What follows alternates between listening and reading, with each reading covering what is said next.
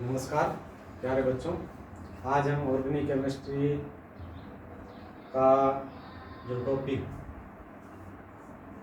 Type of reaction पढ़ रहे थे।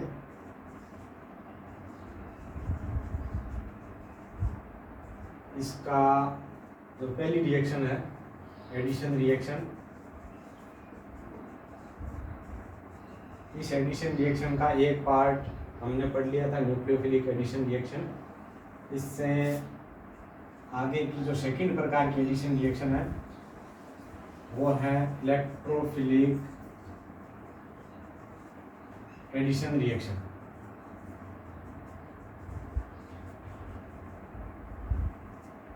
इसको समझते हैं किन कार्बनिक यौगिकों में ये अभिक्रिया होती है। तो जनरली अनसैचुरेटेड जो एल्कीन और एल्काइन हैं उनके ऊपर कोई रिएक्टेंट यदि इस टाइप से योग करता है, अनसैचुरेटेड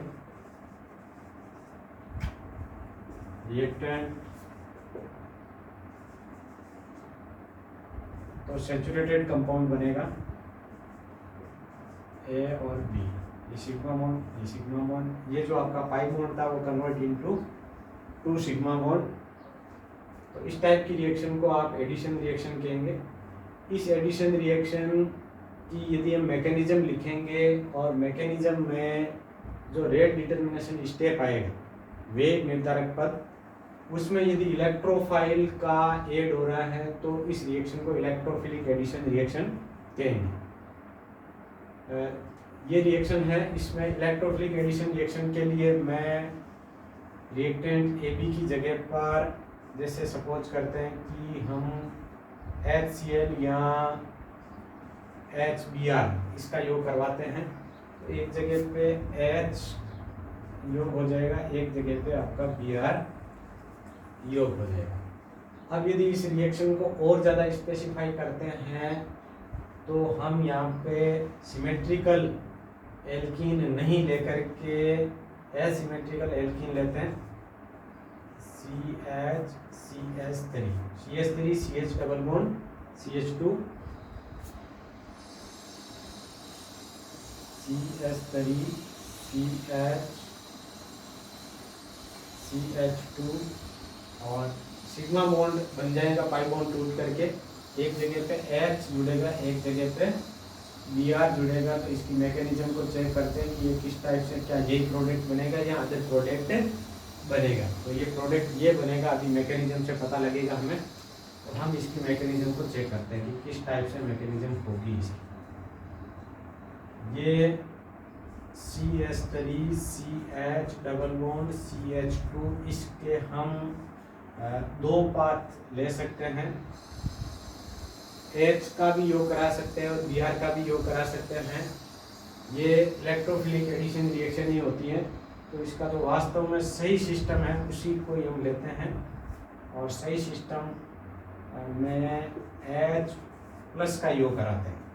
H प्लस आपका इलेक्ट्रोफाइल है, इस इलेक्ट्रोफाइल का योग होगा। यहाँ हम 2 प्रकार से इस योग को देख सकते हैं। मान लीजिए ये पाई इलेक्ट्रॉन इस टाइप में शिफ्ट होता है, तो ये आपका पथ नंबर 1 मान सकते हैं, यहाँ 2 मान सकते हैं, और यदि ये इधर माने तो अगला पथ मान सकते हैं।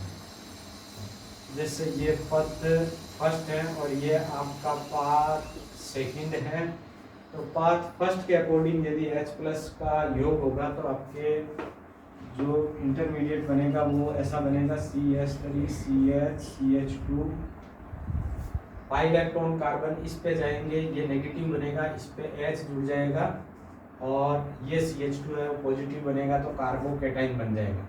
ये कार्बोकेटाइन 1 डिग्री कार्बोकेटाइन है ये।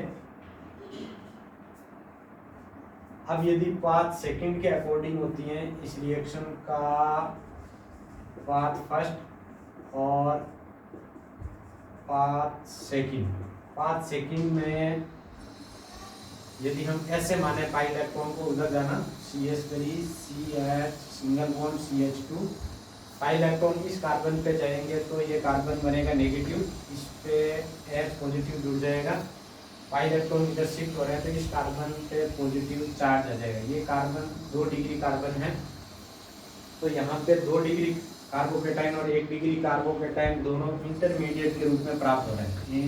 इंटरमीडिएट ये है। इस इंटरमीडिएट में क्या रिएक्शन पाथ फर्स्ट के अकॉर्डिंग होगी या रिएक्शन पाथ सेकंड के अकॉर्डिंग होगी, तो इसको चेक करने के लिए इन इंटरमीडिएट की हम स्टेबिलिटी को चेक करते हैं। तो यहाँ पे 1 डिग्री कार्बोकेटाइन है और यहाँ पे 2 डिग्री कार्बोकेटाइन है। कार्बोकेटाइन की स्टेबिलिटी का जो ऑर्डर होता है उसमें 2 डिग्री कार्बोकेटाइन की स्टेबिलिटी अधिक होती है, 1 डिग्री की कम होती है। तो ये मोर स्टेबल लेगा, मोर स्टेबल, और ये आपका लेस स्टेबल लेगा।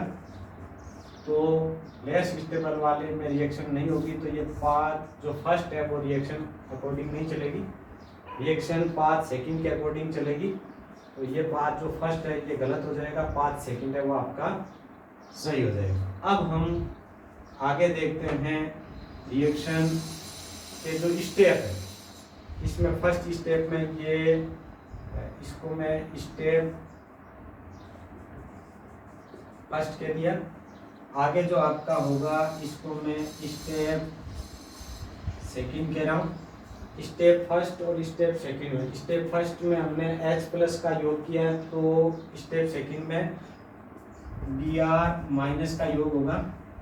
Br- का योग करेंगे और प्रोडक्ट आपका CH3 CH CH2 H और यहाँ पे Br, कार्बोकेटाइन जिस पे है कार्बन पे उस पे Br- का ऐड हो जाएगा। इस टाइप से आपका प्रोडक्ट बन जाएगा, एडिशन प्रोडक्ट है, एडिशन प्रोडक्ट।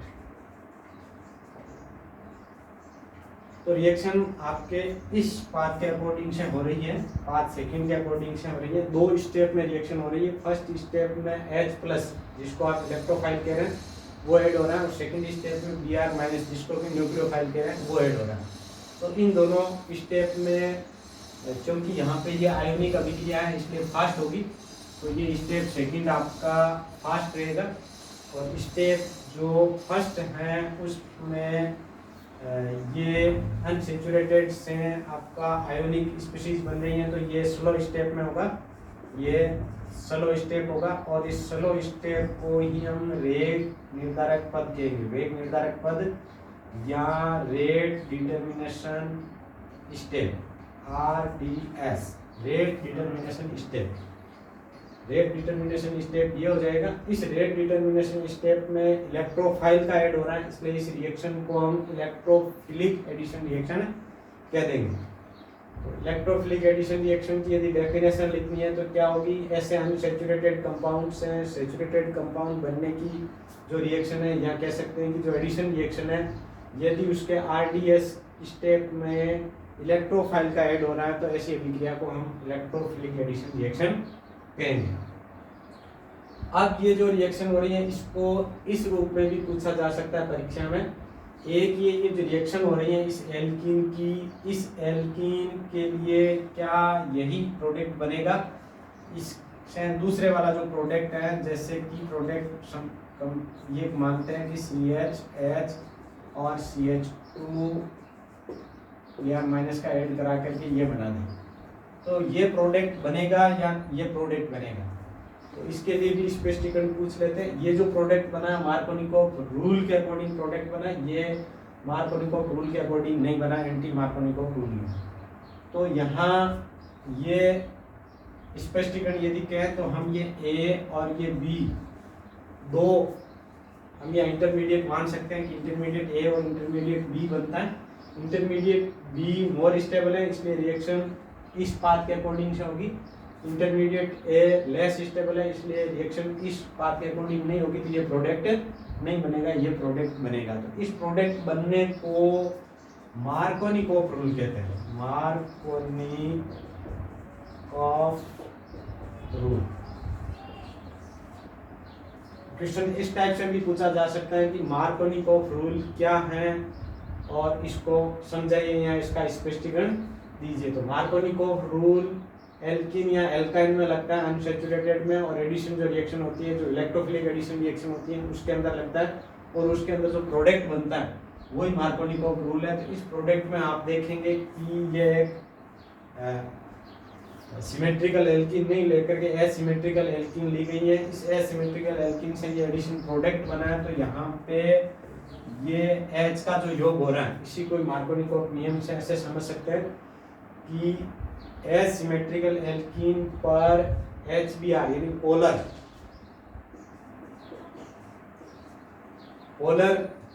कोई भी कंपाउंड है उसका यदि योग होता है तो उसमें से H प्लस, जिसको कि हम इलेक्ट्रोफाइल कह रहे हैं, इलेक्ट्रोफाइल या H प्लस का योग सर्वदा वही होगा जहां कार्बन की संख्या पहले से ही अधिक हो। तो यहाँ कार्बन दो क्या हाइड्रोजन की संख्या जिस पर पहले से ही अधिक हो तो इस कार्बन पे ही होगा। तो यहाँ हाइड्रोजन की संख्या 2 है इस कार्बन के पास में, और इस कार्बन के पास में हाइड्रोजन की संख्या 1 है। तो यहाँ पे H का योग नहीं होगा बल्कि Br- का योग होगा। अथवा दूसरे पैटर्न से हम इसको ऐसे समझ सकते हैं कि एसिमेट्रिकल एल्कीन पर जब कोई पोलर का योग होता है तो उसमें Br- को हम न्यूक्लियोफाइल कहते हैं।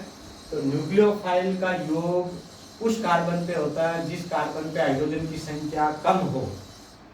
तो न्यूक्लियोफाइल के अकॉर्डिंग से भी हम इस रूल को समझ सकते हैं और इलेक्ट्रोफाइल के अकॉर्डिंग भी हम इस रूल को समझ सकते हैं। या फिर हम इस रूल को इस अकॉर्डिंग समझ सकते हैं कि यदि एसिमेट्रिकल एल्कीन है उस पर आपका कोई भी पोलर HCl, HBr और HI जिनको कि हम हाइड्रोजन हैलाइड कह रहे हैं, उस हाइड्रोजन हैलाइड में हाइड्रोजन का योग वही होता है जहाँ हाइड्रोजन की संख्या पहले से अधिक होती है। तो इस नियम को ऐसे समझ सकते हैं। तो ये आपकी इलेक्ट्रोफिलिक एडिशन रिएक्शन हुई। इस इलेक्ट्रोफिलिक एडिशन रिएक्शन का यदि मैं एनर्जी डायग्राम बनाता हूं तो आपके एनर्जी डायग्राम इस टाइप से आ जाएगा।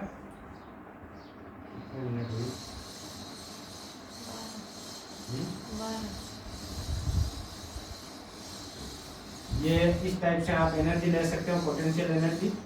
इस साइड में आप प्रोग्रेस ऑफ रिएक्शन ले सकते हो, प्रोग्रेस ऑफ रिएक्शन। तो ये रिएक्टेंट है, आर की एनर्जी ले सकते हैं। ये आपका प्रोडक्ट है, प्रोडक्ट की एनर्जी लेंगे। बीच में एक इंटरमीडिएट बनता है, इंटरमीडिएट जो है ये इंटरमीडिएट है कार्बोकेटाइड, और ये इंटरमीडिएट इस रिएक्टेंट की बजाय अनस्टेबल है तो इसकी एनर्जी अधिक होगी। यहाँ इंटरमीडिएट हो जाएगा इंटरमीडिएट, और इसके बाद में प्रोडक्ट। तो प्रोडक्ट जो है वो सैचुरेटेड प्रोडक्ट है, इसकी एनर्जी इसकी बजाय कुछ कम होगी। तो ये आपका प्रोडक्ट हो गया। तो रिएक्शन डायरेक्ट रिएक्टेंट से IM में नहीं कन्वर्ट होकर के इसमें कन्वर्ट नहीं होती है।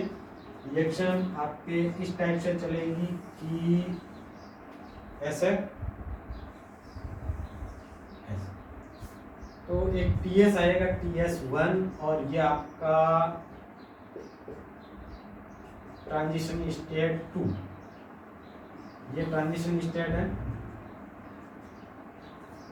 रिएक्टेंट से इंटरमीडिएट नहीं बनेगा, पहले TS आएगा, ट्रांजिशन स्टेट 1 आएगी। ट्रांजिशन स्टेट 1 में ये पाई बॉन्ड टूटता हुआ और H+ जो है वो ऐड होता हुआ प्रदर्शित होगा, वो TS आ जाएगी। और IM आपका ये V जो है वो है, और इसके बाद में TS2 में यहाँ जो बनेगा वो ये बॉन्ड Br वाला ये जो है वो इस प्रकार से जुड़ता हुआ प्रदर्शित होगा, और ये आपका प्रोडक्ट ये जो है वो ये बन जाएगा।